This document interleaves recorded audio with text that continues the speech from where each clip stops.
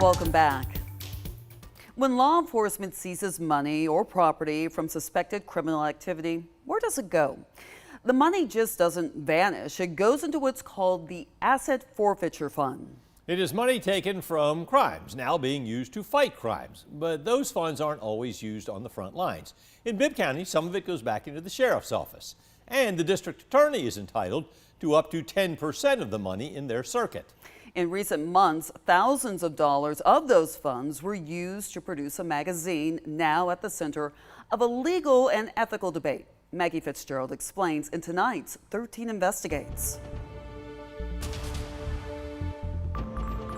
For years, millions of dollars taken from criminal suspects have been recycled back into Macon-Bibb's law enforcement and criminal justice system. A 2024 spending report shows the Bibb Sheriff's Office used more than $143,000 last year. They say it paid for drug and gang education programs and equipment and facility improvements. The district attorney's office spent more than $1 million.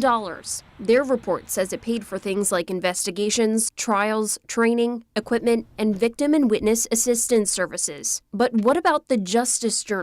That's the 26-page magazine that was recently published by Macon's District Attorney Anita Howard's office and features dozens of photos of her. That has some people asking if it's about justice or promotion. The magazine itself doesn't seem to serve any law enforcement purpose. It was clearly in support of the district attorney's office. That's not what the forfeiture statute allows. The Justice Journal arrived this summer in thousands of central Georgia mailboxes. Howard's office says it is fully funded through forfeiture funds, and it cost more than $48,000 to produce and mail.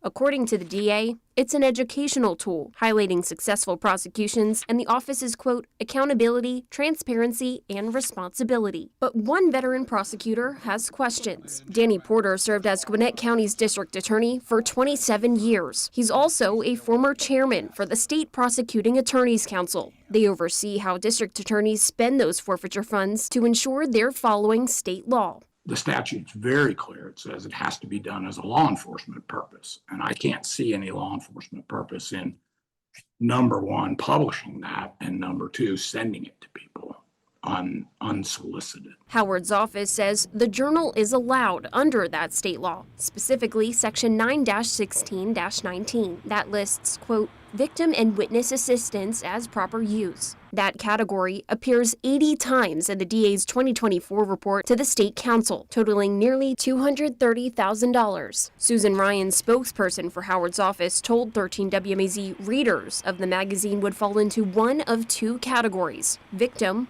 or witness. That's ridiculous. That's a glorified campaign flyer. And you look at it, there's a portrait on the beginning, nothing but her. There's not even 30 pages, but there's over 30 pictures of her. Former Macon District Attorney David Cook defines victim and witness assistance strictly as direct support to those affected by crime, while the journal details specific domestic violence-related events and programs, including Camp Hope and Howard's Pastoral Symposium. Cook argues that using forfeiture money for the magazine is self-promotion, not public service. I would be shocked if there's any judicial circuit that spent anything like that in the state of Georgia. Each year, DAs and other law enforcement agencies that get forfeiture money must file annual reports on how they spend it to the State Council and UGA's Carl Vinson Institute. However, they're not audited. Only the state auditor, the Attorney General, can investigate potential misuse. And critics say if an elected official wants to promote their work, the money should come from other sources. The DA is an elected position. I understand there's some degree of promotion in many of the communications, okay? These expenditures are to help you do your job, not to promote yourself. The district attorney here is bolstering her political image. The only way to proceed properly in that case is use campaign funds or some other funding source to pay for that. For 13 Investigates, I'm Maggie Fitzgerald.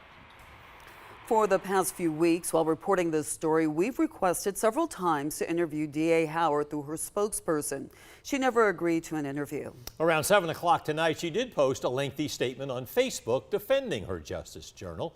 She noted state law says forfeiture funds should be used for, quote, prosecutorial purposes.